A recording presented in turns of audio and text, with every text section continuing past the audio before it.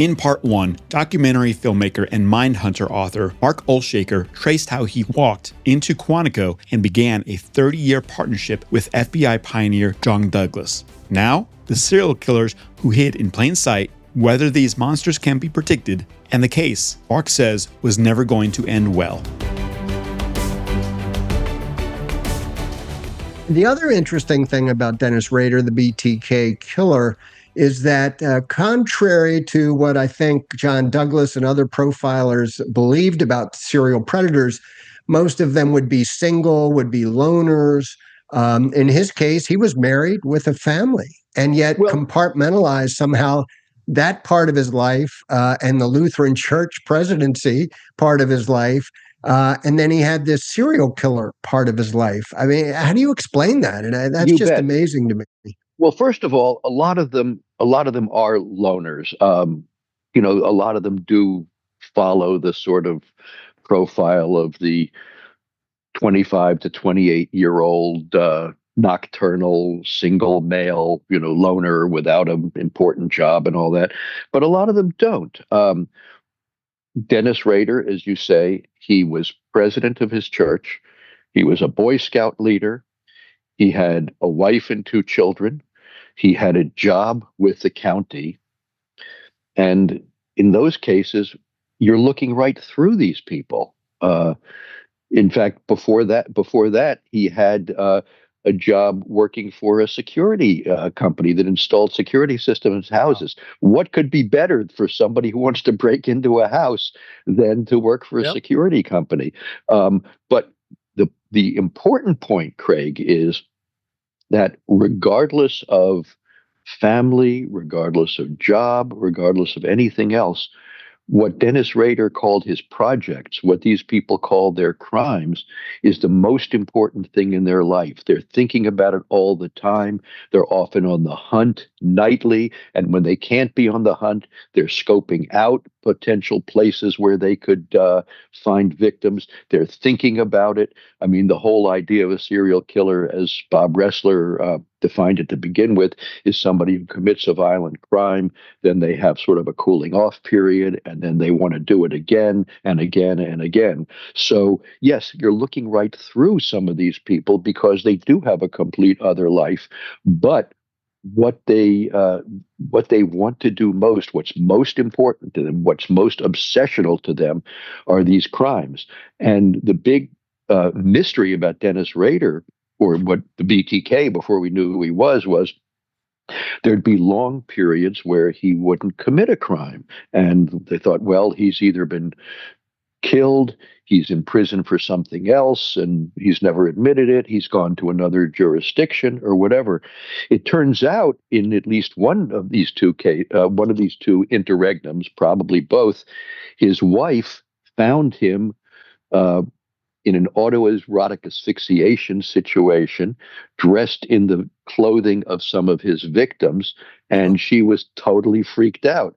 And she didn't associate him with the BTK strangler, but what she said, she was a simple, very devout, church-going young woman, and she said, if I ever catch you doing this again, I'm leaving you. And that was enough to scare him off as long as he could be scared off. But again, with BTK, it was not only doing the things that he did, but he also wanted the recognition, which is why he kept communicating with the police, with the media. And as you said, Craig, that was ultimately his undoing. Right.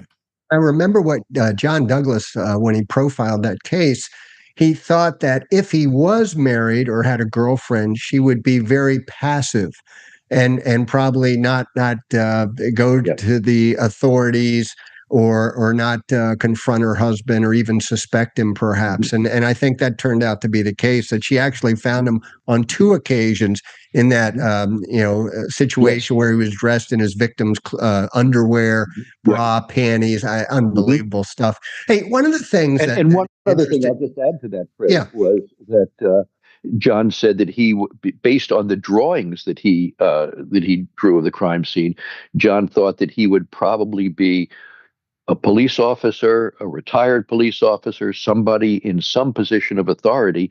And what he was is he was an enforcement officer for the county. I mean, he was the kind of guy who had a reputation for going around and saying, your grass is too long or your dog is running. Code officer, yeah. So, Because he couldn't be a cop. So, I mean, so he was Yeah. he wasn't up to being a cop, but he certainly got off on this petty authority he had. Power trip, huh? Exactly. And that's another commonality seemingly with these serial predators is they like to hang out with cops. I know in Often. Ed Kemper's case, going back to the serial killer Ed Kemper, who tried to turn himself in after he kills his mother and all these other women, they didn't believe him at first, in part because he was friendly with a lot of the cops. He would hang out at cop bars and restaurants. They got to know him. They got to like him. And there's just no way they could believe this guy could have been the killer.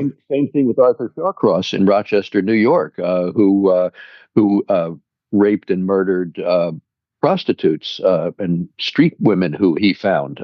He hung out at cop bars and he bought them donuts, the old cliche, coffee and things like that.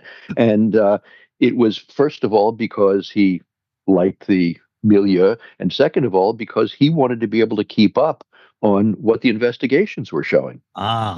He wanted information. I could see that. I could see that makes sense. I mean, he's trying to stay one step ahead of the game. Yeah. But I don't know, like for me and so many of my cop buddies, you always have this feeling about people and this perception, and it's there's always something that triggers you about things. I mean, clearly some of these people, despite the fact that they're psychopaths or maniacal, they're pretty damn smart because they got away with this and they did these things. You would probably know more about this than me, Bill, but I would maintain that anybody who rapes or murders an innocent person in cold blood has some mental illness. They are not clearly. They are mentally ill. But that does not mean that they are incapable of knowing the difference between right and wrong. Right. This goes back to the McNaughton case when Daniel McNaughton in England tried to assassinate Sir Robert Peel, the prime minister who was responsible for the first London Police Department. And Father of modern policing.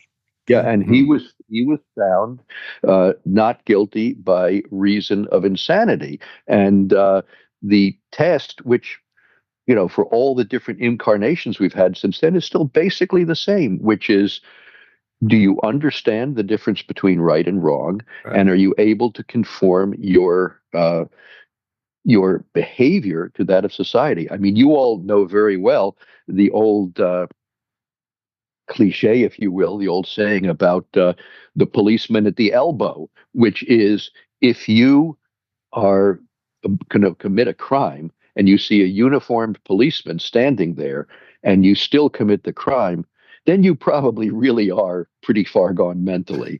If you don't commit the crime at that point, then you get it, you understand. So there may be hope for you. Yes. Yeah. So I mean, almost all of the predators, and that's who we mainly deal with, predatory type crimes. I mean, not the kind who you probably saw every day. The kind of felony murders and injuries and things like that. But when you have a predatory crime and you do know what you're doing in most cases. The one case that we found where somebody probably didn't was a guy named Richard Trenton Chase. And he killed young women, which is pretty bad in itself. But he did it specifically to be able to drink their blood to stay alive. Jeez. And now I haven't done it personally, but I have it on good authority that anybody who can drink blood without totally retching, it's probably a very unusual person. It's not a pleasant experience. And so it's not on the menu today. No, it's not. So even after he was caught and convicted and put in prison, he couldn't get to young girls anymore. But he would. Any animal that would come into his cage, mainly birds, he would snap their neck and drink their blood. Wow. in prison. He eventually committed suicide. Isn't that a vampire? Well, exactly. Yeah. So the point is, somebody like Richard Trenton Chase. So I would say, yeah, he was by definition insane. Yeah, And of yeah, course, for sure. So, insanity is a legal concept. It's not a medical concept. but a question that was just brought up, kind of in this discussion that occurred to me: is it possible to spot these people? I mean, again, that is there some predictive way to say, yeah, it's that one, or no, it's not this one, it's this one, based on all this stuff that you guys had, that you and John came up with? Sometimes, how can you do it? sometimes John has always, he's often asked, well, if you see if you see a young boy in school and he's displaying, let's say, the homicidal triad, which is cruelty to other younger kids or animals, bedwetting at an inappropriate age, starting fires out of curiosity. Can you predict whether this kid, absent some serious intervention, could become a criminal or a dangerous adult? And John's answer is yes, and I often can, but so can any good elementary school teacher. That's an interesting point. Yeah. David Berkowitz, I think, the son of Sam, is a great example of what you just alluded to. Before he started killing people, as I understand it, he actually started approximately 1,000 fires. And would stand a ways away. He would masturbate, watching the fire, and then he would masturbate again when he saw the firefighter show up to put out the fire. And then he recorded these fires in a diary, which apparently is another commonality among serial killers, is they create these diaries and keep records of their crimes. Yeah, some create diaries, some take souvenirs, whether it's underwear or something with a image on it, like a driver's license. But if you look at the evolution of the son of Sam, David Berkowitz, you see these fire starting and getting off sexually as a result. It's the power. It's the getting other people to do things. Then when he evolves into the 44 caliber killer, going to these lovers' lanes and shooting people who he didn't feel adequate to be with this powerful, Charter Arms 44 caliber bulldog revolver. And again, it's not up close and personal. It's at some remove. So he is not physically attacking these people. He's shooting them from a distance and getting off on it the same way. So it's, in a way, an evolution of the fire starting, because it's still power. And he really got off, as you all know, on being able to terrorize the entire city in the mid-70s. Yeah, and I think, in a way, the public imagination has kind of evolved from serial killers into mass murderers. And of course, they're very different kinds of personalities. I mean, they still have this sense of inadequacy, this sense of being outside of the norm. But I think the difference is serial killers expect to get away with it, and they keep improving their MO so that they can. And by definition, a serial killer is a successful killer. If he's a serial killer and he's killed more than once, it means he's gotten away with it. Whereas, from my experience and our research, these mass murderers, whether it's in school shootings, whether it's the one in Las Vegas, whether it's the one in the Tree of Life Synagogue, wherever, these people are on an end game in most cases. They want to go out in a blaze of glory. Either they're going to commit suicide at the end of their murder spree, or it's going to be suicide by cop. But one way or another, they don't expect to get away with it. This is kind of a different Yeah, ethos, so if you it's will. completely different circumstance, Yeah, because some of them and just of want the course, notoriety of yeah, it as well, right? and a lot. I think they do want the notoriety, and in a lot of cases, the DNA doesn't help us because this is a one-off, and so by the time we know who it is, the damage is already done. And Bill, I would be interested in your opinion, but I would think the more we have of these, the more they kind of feed on themselves. And so often, when we finally investigate a school shooter, we find that he's got pictures of previous school shooters, up in his room and things like that. Yeah, and that's just the thing. I mean, we always talk. We had a guest on recently that's doing some real cutting edge work with new technology, and it's trying to identify these people through social media circles and associations, to prevent this and to catch them prior, which is tough.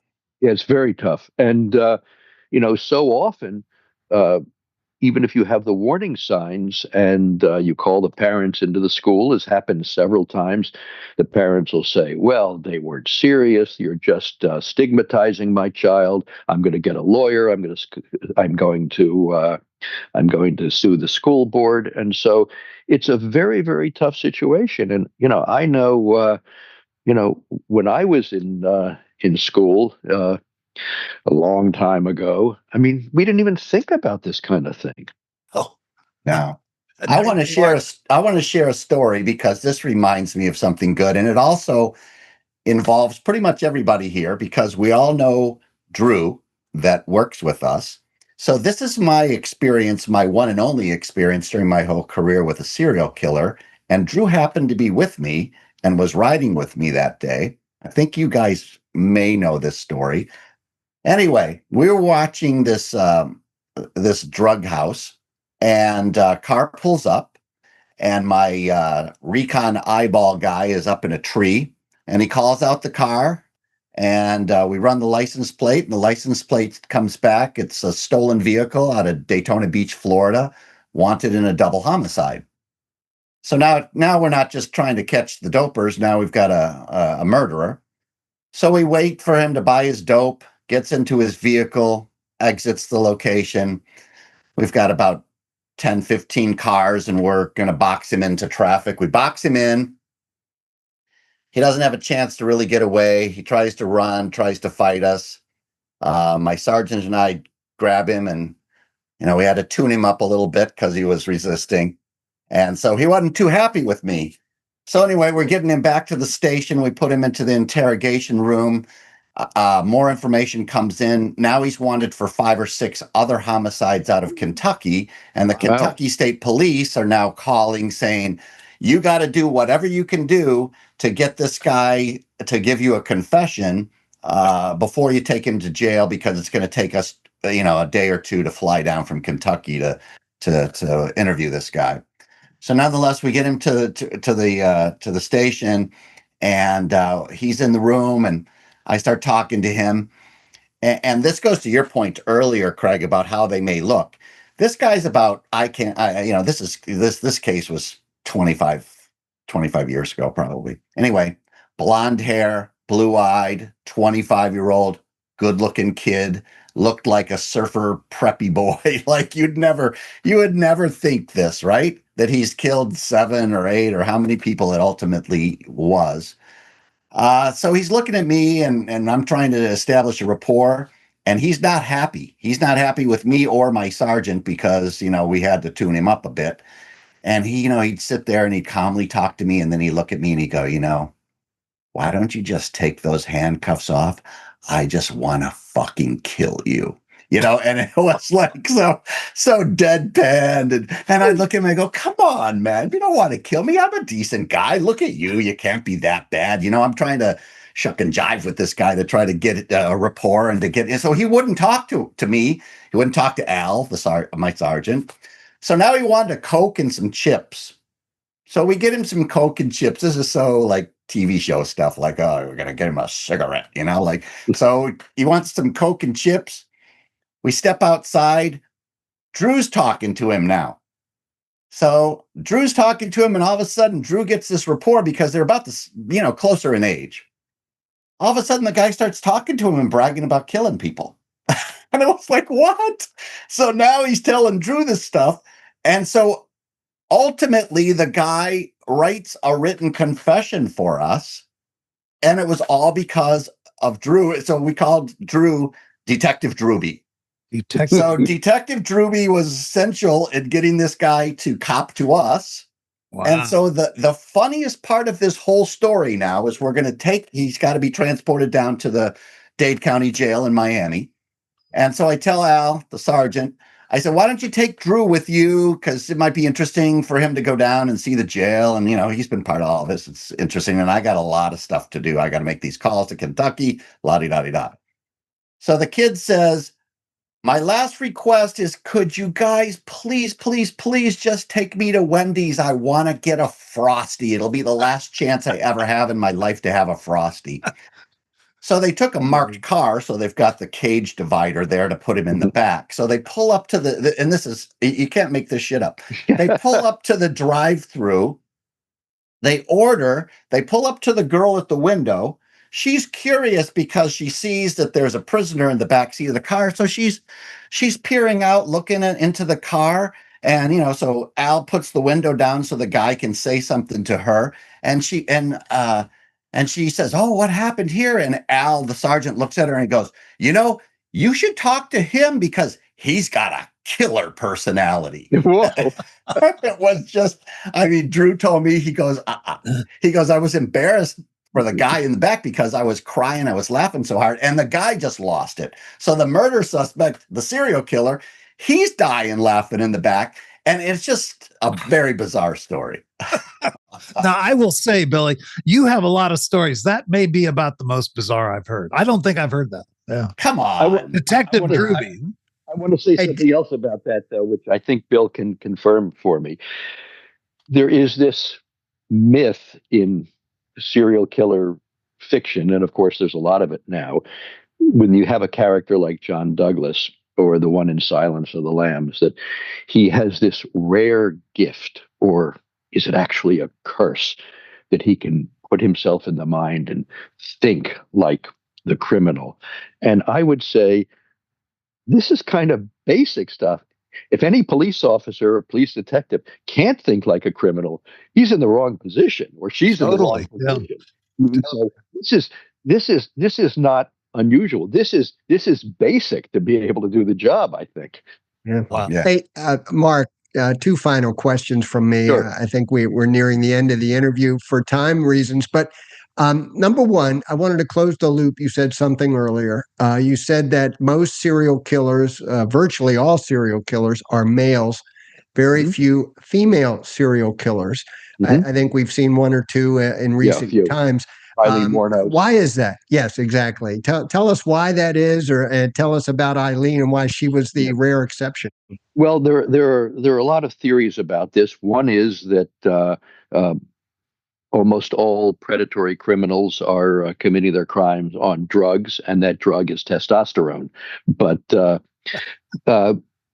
we think, from everything we've seen, that boys who become teenagers and men who lash out in this way, they tend to be more aggressive. They tend to show their frustration through aggression.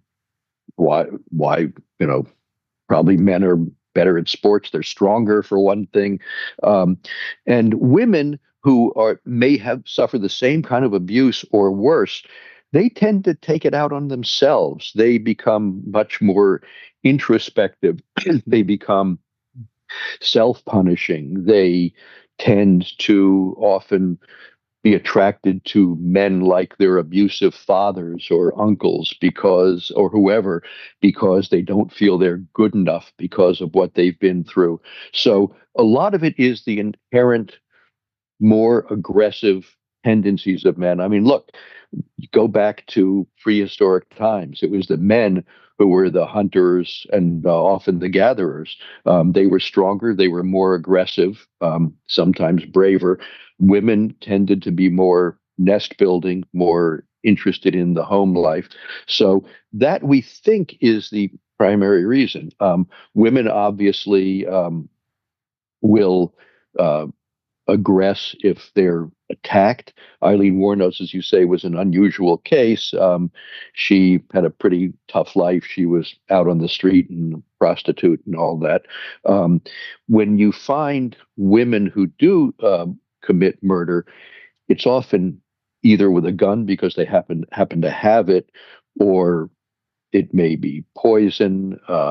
It may be something like that. The one instance we find where you sometimes do find female serial killers is in what we used to call the so-called killer nurses, where they where they may try to harm their young patients and or even older patients, either so that they can be the heroine, and bring them back to life, or because they just resent them or have this kind of resentment or aggression. So you do find that from time to time. You found a couple of cases in England not too long ago, but generally, I would say at least 95% of predatory criminals are men. And look, let's just be honest about it. Because of our physical strength and our biological equipment,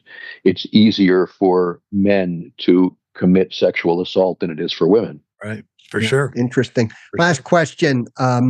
Nancy Guthrie case.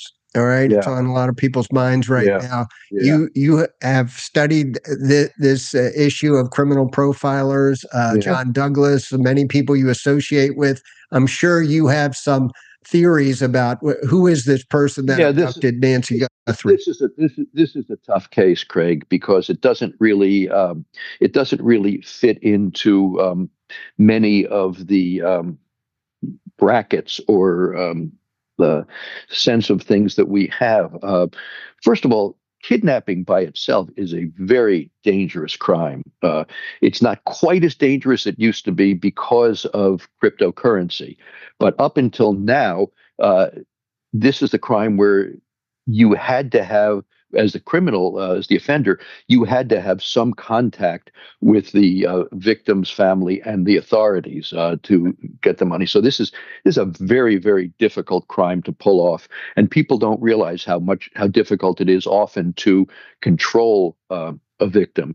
So what I wonder is, could the offender have maybe been from Mexico, south of the border, where there is more kidnapping for ransom, and clearly this didn't go well. And I just thought right from the beginning, this case is not going to end well. No. And as a result, because it didn't end well, because of what I think happened, because of Nancy probably being killed either inadvertently or because of an exigent situation for the offender. That's why it hasn't been solved. That's why you haven't found the body yet. And I'm afraid, please God, I'm wrong, but I think it's overwhelmingly clear that she's no longer with us, and it doesn't fit the normal pattern of any kind of crime, and that's why it's such a tragic case. But again, it's not a normal kind of crime, not a normal kind of scenario. Interesting. Yeah, tough case. Yeah. I have one last question. You've been very generous with your time. One last question. You guys are great. I'll come back anytime you want. Well, that's what I was going to ask you. Will you come back? I think you've whet the appetite of our audience, Mark. Would you agree to come back and dig deeper into some of this stuff? Would you do it? I mean, we can do whatever you want. I mean, one of the things that people always want to know is, okay, I think we know who, and the police knew who Jack the Ripper was. How do I know that? We can take a deep dive. I mean, it's a great case. Just on what I know about you, and I know Craig knows a lot more, we could go on and on. But today, I'm going to say to you, thank you. I also want to give you an opportunity. What if someone just heard about you and your work on this podcast? Mm-hmm. What book, you have numerous books. Is there one book you would say to get a real sense of what you've been talking about here today? Is there one over all the others that you would recommend? Well, yeah, I'd say start off with Mindhunter, the first book that John and I did together that gives you orientation, and all the books we've done subsequently, and I think there have been about 10 altogether, deal with different aspects of profiling, criminal investigative analysis.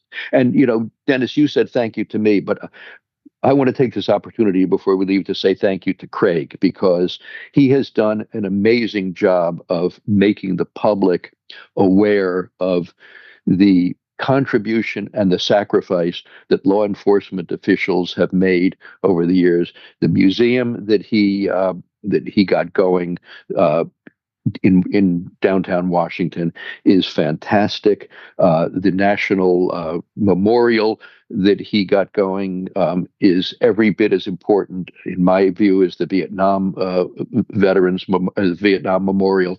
And so I think everybody in law enforcement owes a debt of gratitude and admiration to Craig.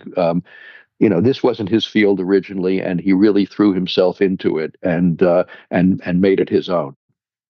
For sure. And I want to second that. I mean, Craig Floyd has spent his adult life in one mission, and that is to honor and support the men and women of law enforcement. And he continues to do that today with Citizens Behind the Badge. And Citizens Behind the Badge is the organization that Billy, myself, and Craig formed in almost 6 years ago, I guess. And our sole purpose is to be the leading voice of the American people in support of the men and women of law enforcement. So Craig keeps on giving after founding the memorial, after founding the museum, and founding and funding. The funding part was the hard part. And has a book coming out soon. Yes, he does. Which I know. The manuscript of which I'm reading right now. Good. Well, I have read it as well, and I'm going to tell you something. If he doesn't get that going pretty soon, I'm going to send some thugs. Billy's going to send some thugs over there to get him going. And I know you know the right people. Billy definitely does. Sure, yeah. So thank you, guys. Well, again, I want to remind our viewers, our listeners, if you liked anything Mark had to say today, and there was a lot to like, or let's say you disagreed with something, or you want to make a comment, please, will you get online here and comment? Tell us yes, tell us no, tell us what you think about today's interview. And most importantly, subscribe. When you subscribe, when Mark shows up again, and we hope that is soon, when Mark shows up again on Heroes Behind the Badge, you'll be the first to know when you subscribe. If you don't subscribe, you won't know. You'll miss this. You don't want to miss this. Okay? So citizensbehindthebadge.org is our website, citizensbehindthebadge.org. On that website, that not only connects you with this podcast, Heroes Behind the Badge, but it gives you a chance to support the work that we are doing for police officers, for the men and women of law enforcement.